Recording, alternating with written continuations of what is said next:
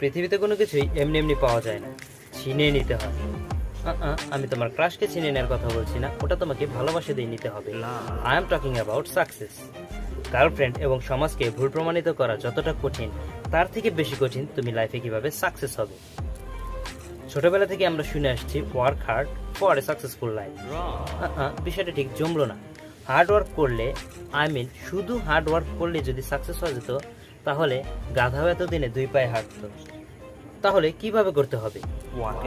Smart ওয়েতে সেই কাজটা করতে হবে। প্রথমে জানতে হবে, বুঝতে হবে, দেন সেই কাজটাকে স্মার্টলি করতে হবে।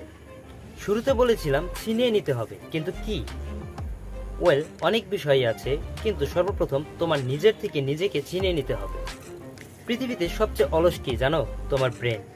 সে নিজে তো অলস, সাথে সাথে তোমাকেও অলস বানাবে। সো সবার আগে তোমার অলস ব্রেনের হাত থেকে তোমার নিজেকে ছিনিয়ে নিতে হবে। উদাহরণ, time pass YouTube channel, today's video partner.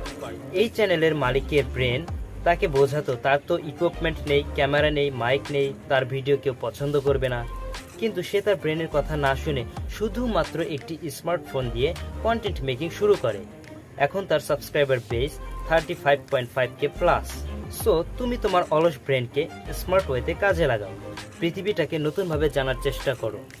সর্বাধিক মানুষ যে রাস্তায় হাঁটছে, তারা যেটাকে সঠিক বলছে সেটাই যে সঠিক হবে তা কিন্তু নয়।